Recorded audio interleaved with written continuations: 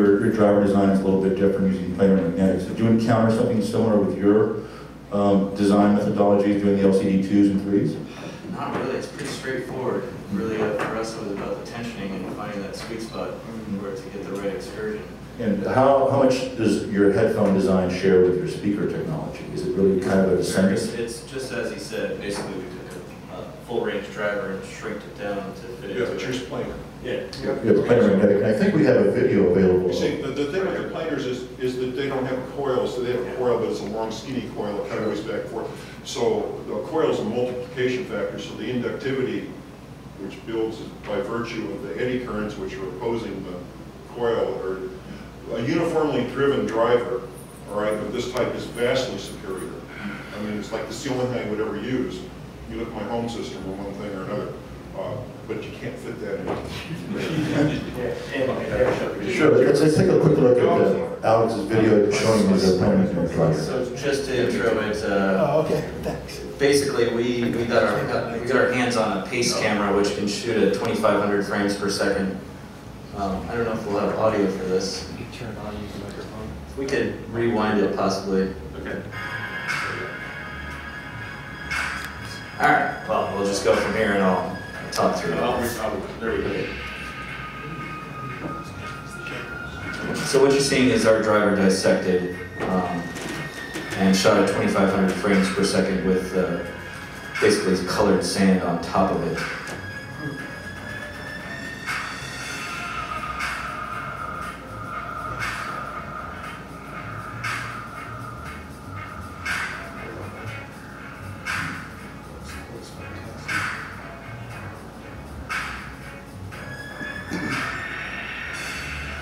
And you guys are pretty much the first people to see this.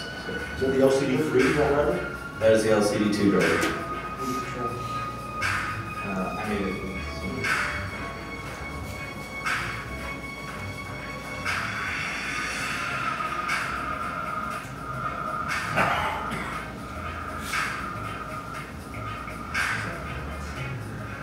So quick little visualization about planar drivers. How do you get the sand out of your ear? I'm still figuring that out. I was a test subject, so. Well, I know one of the things that Marv has done too is done some of the graph spectral analysis that he talked about, and some of our favorite headphones we probably share in common, Sennheiser 800, Odyssey headphones, and even some of the elderly Grado models that were out today. So let's take a real quick look at some of Marv's spectrographs and have him talk about it.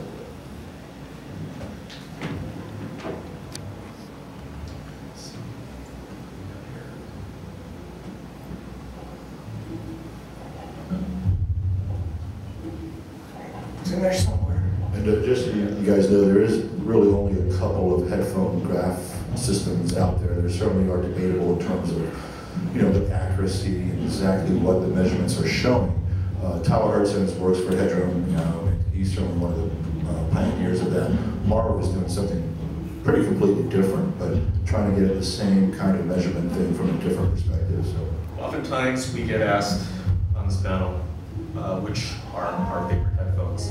And since entering this hobby, it's taken me a while to find some favorites. And during this time, a couple companies, Odyssey is one of them, Sennheiser, I felt they've developed headphones that not only sounded good, but measured very well. And so just a little hobby of mine is I started taking measurements, thinking of different methods to take measurements to find out, at least to try to establish a correlation between good sound and a good headphone. This one in particular is a measurement of the T.H.E. 800. If you are all familiar with frequency response graphs, if you go all the way to the back wall, that would represent the frequency response. Those who have the T.H.E. 800s know them to be slightly bright, and this graph would indicate that. What this shows is this is a waterfall plot, so over time you can think of it as sort of a frequency response when a little pulse, along the lines of white noise, is applied to the headphone, and we're looking at decay. If this were perfect, essentially what you'd see is a wall in the back and a very, very quick decay to nothingness. Just because of that we're working with actual physical properties to nature, you know, nothing's perfect. So we see a little bit of sort of a slower, let's say, where the impulse decays over time. And in this case, it's actually rather good in 1 millisecond. None of us are going to be able to really hear too many of these effects, but one complaint that we hear a lot about this headphone is a little bit of a kick up around the 6K, 5K region, which tends to give snare drums, maybe female vocals, a little bit of an edge, a little bit of a bite. So that full waterfall looking effect below 500K, is that with just resonance that's embedded? I feel it's a resonance that's inherent within the driver, and also possibly within the air cup. It's just there's a little. It's just the way that the air cup is designed, and actually there have been some modifications where if you head fires put a piece of foam inside the head cup, and that little ridge you see there actually will tend to go away, right there. I'm going to move really quickly because I don't want to bore everyone with. No, it's okay. But Marv, I have a quick question. Because you said, you listen to a lot, you arrived at, a couple of, two, Odyssey and the T.H.E. your favorite. That was strictly by listening first, right? Strictly, listening. So it was an emotional connection to the music that drove you to then do this. Or and emotional connection and lack of pain. There are a lot of headphones that cause me a lot of pain because many headphones tend to have trouble issues. Sure. And I'm just going to move on really quick. Are there headphones that don't measure well that you do enjoy? No. Oh, there are ones that don't measure well that I enjoy.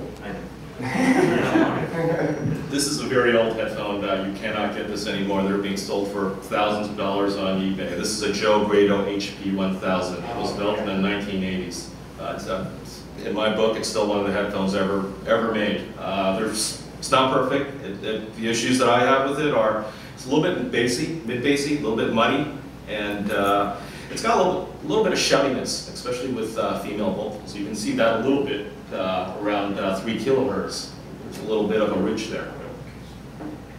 Let's move on to the next one. This is a great headphone. It's an Odyssey LCD2. It's laid back by nature. You can see that within the graph at the very back of the T=0 frequency response. Yeah, there's a little bit of hash there at the 8 kilohertz region, but it's not noticeable to most people. Now goes up there a bunch at 20K. How many people could actually hear that? I think very few people can actually hear up to 20K. I ran a test track like an MP3 or WAV file, actually WAV file, and I applied a filter to it. 20, 19, 18, and with me, I started losing my hearing around 17, 18. And Really? it's still pretty good. It's still pretty good. Yeah. And not to get too personal, but your age, you're in your... I'm 43. 43. And but you're a boy. I'm a boy, and I've also been very careful with hearing protection. It's just a thing where when I was little and my friends had so many Walkmans and stuff, I always found it too loud. I'd go to concerts, it hurt me, and over time I would just put cotton or whatever and play in bands, and I've been careful. Most people haven't been as careful as... How about the argument that even though the high frequencies, you may not be able to hear them when you're through that rolling filter, that somehow it alters your perception, that it makes you...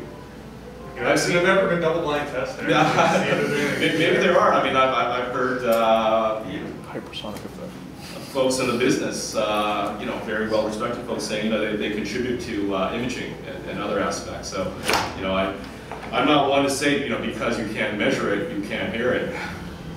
And just kind of as an aside, I really did want to mention that we're talking about a headphone from Sennheiser, a worldwide company that's been in business for 60 years, and it's pretty amazing that Alex and his company have been able to really reach that level inside of a couple of years in a small Los Angeles-based company, and they're competing directly with these worldwide behemoths. So kudos to Alex and your team. Well, kudos to really, it's everybody who supported us. It's not us. We have a good team of people working, and it's really been, our success has been based on a lucky entry point and based upon forums like Headphone and the community really accepting us into the community. So it's really everybody else. So here's the good part. I'm going to show you 3 headphones that I absolutely do not like.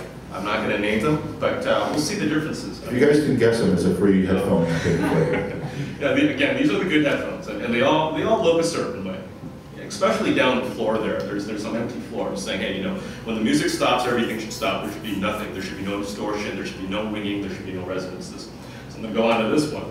Well, that's a good headphone. That's a electrostatic SR009. It's a $5,000 headphone.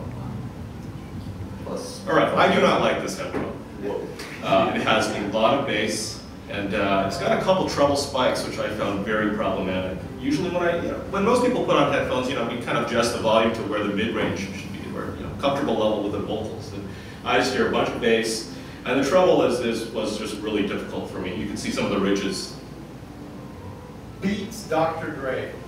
No, believe it or not. I don't have Beats measurements here, but you know, I own Beats myself, and for not for hi-fi reasons, but for traveling, walking around a car. And believe it or not, the Beats do not sound that bad. They've actually done a pretty good job. I think there might be, you know, product liability, like if you destroy someone's hearing with too much high frequencies. They are a little bit bassy, and you know, the mid-range is a little bit recessed.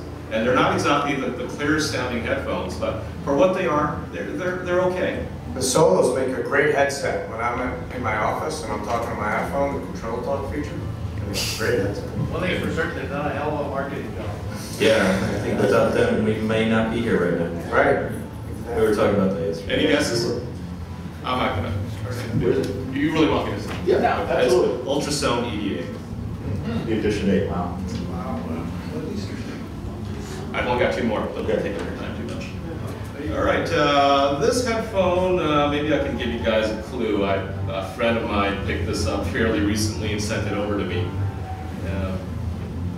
That little spike there at 5K, you know, normally little spikes there at 5K aren't too bad. It adds a little bit of edge, a little bit of excitement.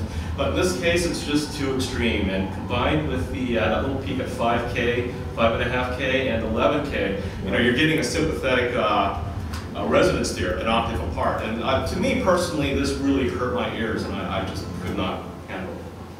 Any guesses on that? No guesses? No, we got something there. H.E 700.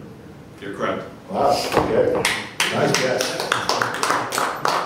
So tell us what's going on with that back wall where you're seeing some of that vacant space there.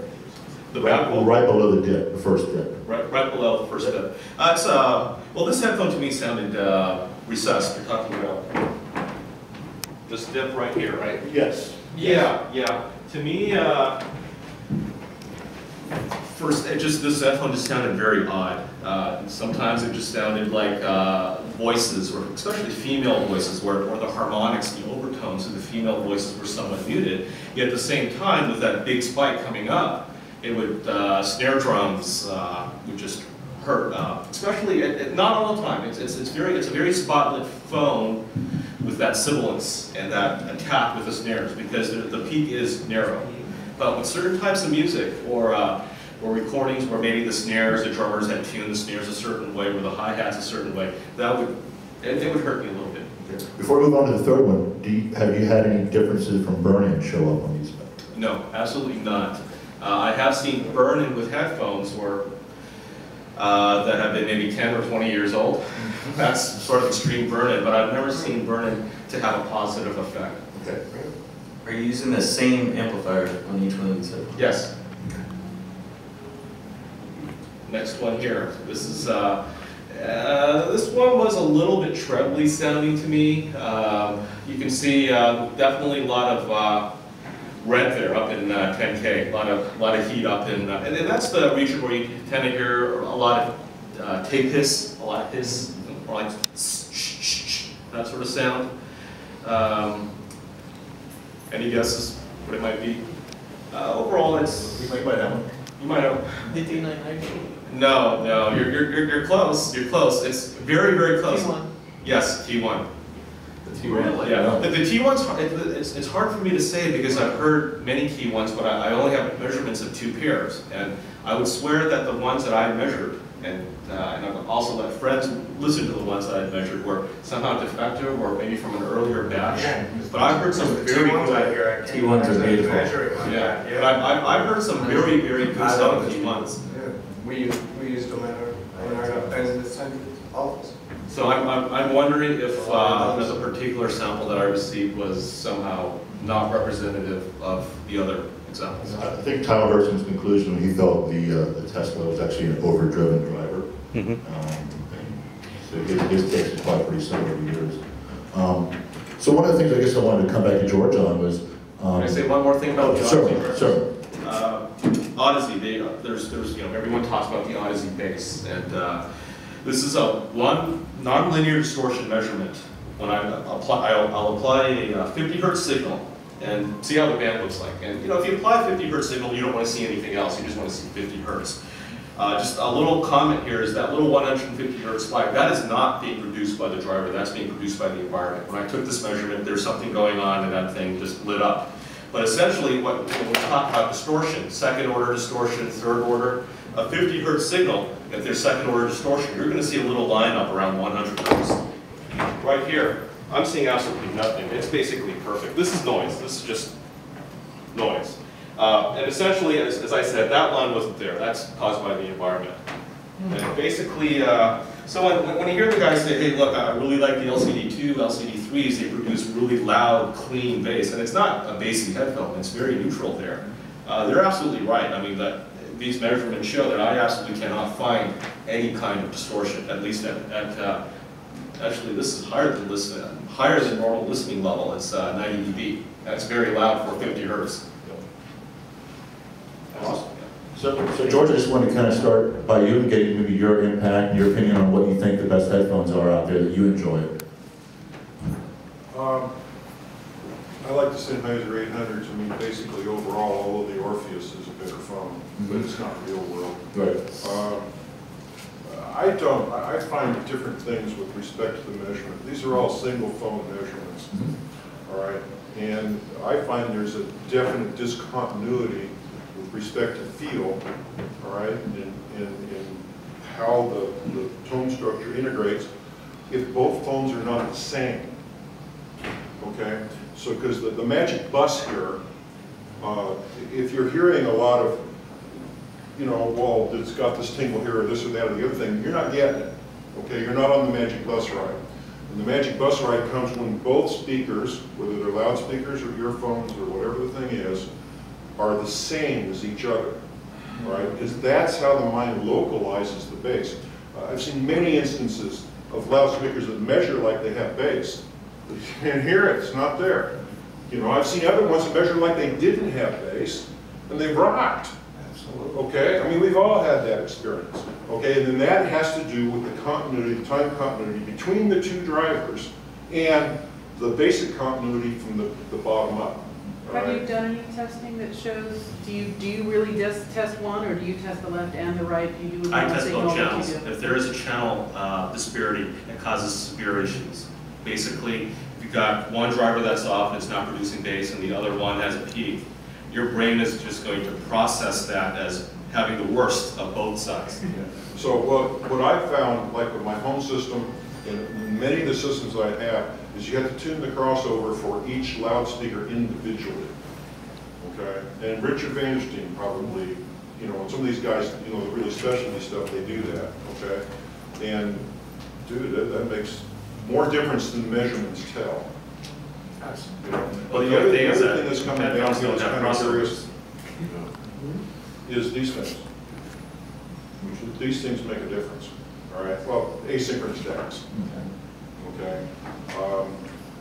They're everywhere. Get one. If you're going to listen to digital, and they make as much difference in the bottom as anything else. The one is holding happens to be audio device. It's a dragonfly. Awesome. All right, well, we definitely want to take some questions from the audience, so, John. Yeah, I had a question about the frequency graphs. At J River, we're the DC side, we're seeing a lot of our smartest guys do those graphs, just the same thing in their listening rooms and in their home theaters, and then they're doing convolution, correct it? Like audio, I don't know if you heard Audio Lens or Uli Brugger's got a package. It's essentially like a 8,000 band equalizer and time-based correction. Have you had any experience trying that on headphones? Yes, I have. Surgical EQ, I guess that's the term. Perfect. With headphones that don't have a lot of ringing, and let's go back to, basically, if you wanted to make the LCD2 flatter, because there have been some, People who haven't say, hey, I wished that there wasn't so much roll off in the upper mids. I've seen people just apply a little bit of EQ and they love it. These good headphones are perfectly EQable. Now, if you have issues such as that, you can't correct that. That's something that no matter what, you can change the little dips, but you're still going to get those ridges because this is the driver ringing like a bell. You're hitting something and it's going ding and it can't stop. So I would say the level of success you can have with surgical EQ depends on how good the headphone is to begin with. Would you recommend it? Do you use it? Yeah, I use it myself, definitely. Convolution? I use parametric EQ. Okay. Sure. Yeah. Thank you.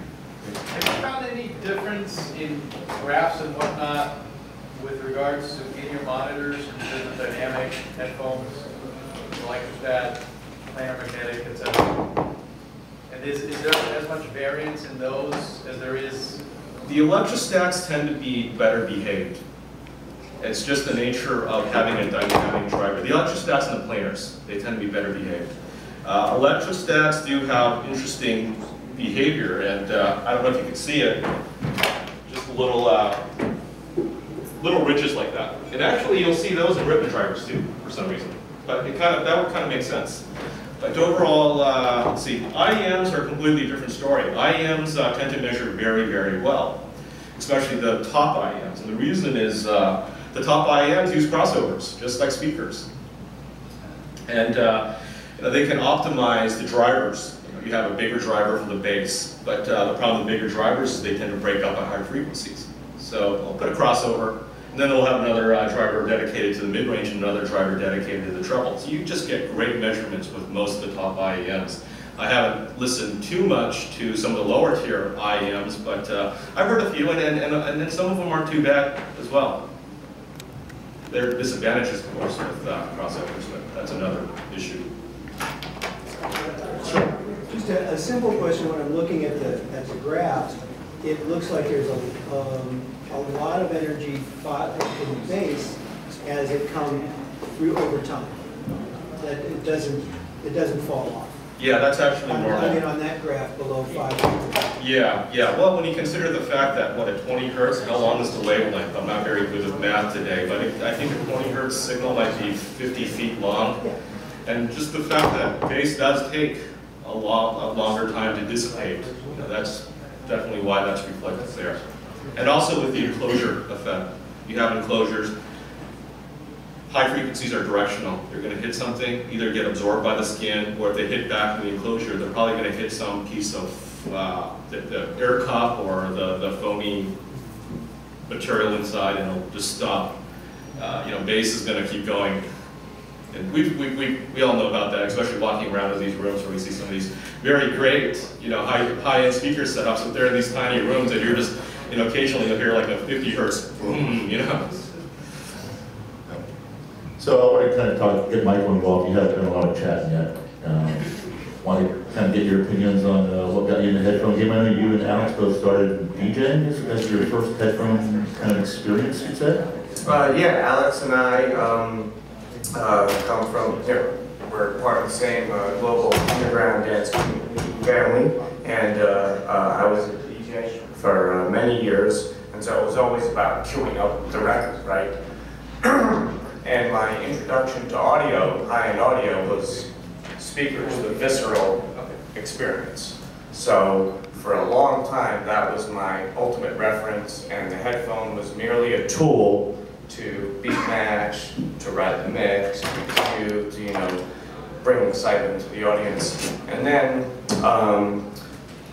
over time, I got a decent headphone amp by a little company called Headphone. I don't know if you've ever heard of them. They sent me one, and I started to do a little bit more headphone listening.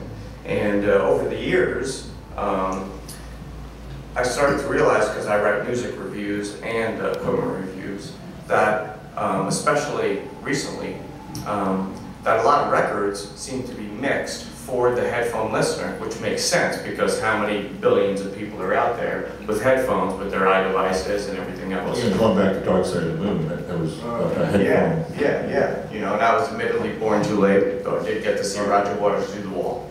Yeah, on that topic, we recorded like the original Ben Harper album. Right now, a lot of people would sound like, you know, you didn't really record it that way, but I did.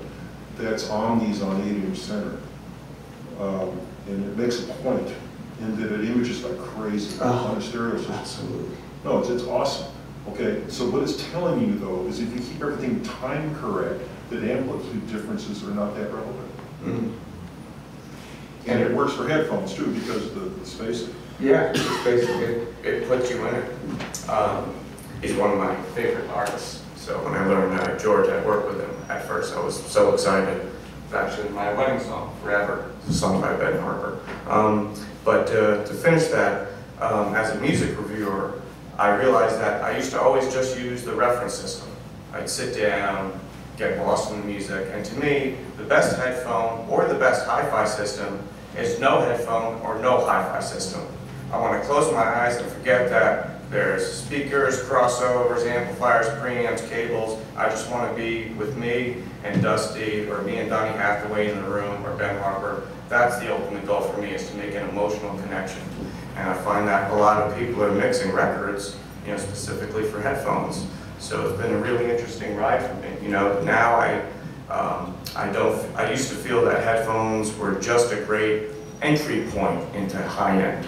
You know, now we can get so many people have headphones out there and high devices. Now we can get them into hi-fi. Now that's true, but it doesn't mean it doesn't have to end at the reference system, the speakers. They can be happy with a great headphone rig too, you know. So that's basically where I've been. So it went from being a tool to a listening experience. And now I'd say I do about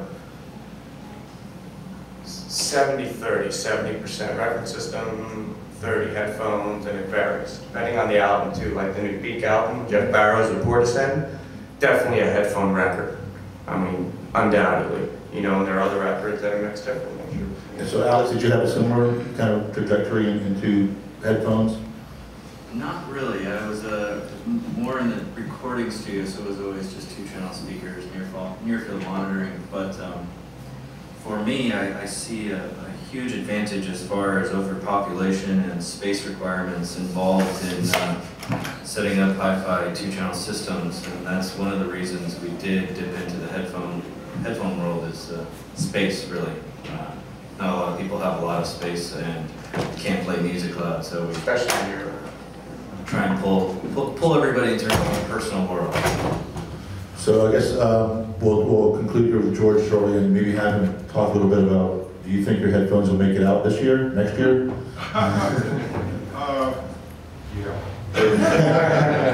Well, you know we've been working on it for so long. Because it worked, okay, and we had kind of a thing with the manufacturer. They aren't used to making the kind of changes we're asking for. Sure. But I think the attitude has changed, all right, and they're coming to Oregon to visit me. So we're seeing a lot of progress in that direction. I'm not asking for much, really. You know, I don't know. I certainly hope in a month or two I've got it ready to start. There's absolutely no reason for me to do this if it isn't the best of its time. Well, I was going to say that certainly is one of the hallmarks of Cardis is they don't put stuff Yeah, out. George, it's not date driven. It's not date driven. It's when he gets what he wants. Yeah, and that's what I was going to say. It certainly is. It's a kind of refreshing attitude to make sure that we're going to continue to put great stuff out. You were asking me earlier about headphones. I mean, I got piles of headphones. I got headphones coming out of my butt. And we use the Sennheiser 800, not necessarily because it's the best phone, you know, but because it's, like I was saying, it's real world, you know, and it's very efficient. If I was one of you, if I was a fanatic in one thing or another, you know, if I had, you know, where I was listening to, I knew I had a steelhead or whatever Evanis thing is we listen to, or one thing or another, that the Audis are awesome. They're spectacular, but they don't work on my iPhone. Sure.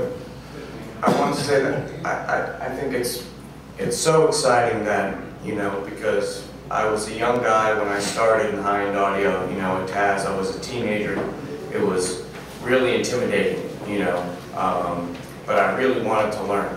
And it was really hard for me to find, like, a point where I could relate, you know, to these people that were much older, this gear that I'd never seen before. Like, I remember, I didn't even know that, you know, preamps and amps existed. I thought everything was a receiver and a pair of speakers. You know, my father was into audio, but not an audiophile.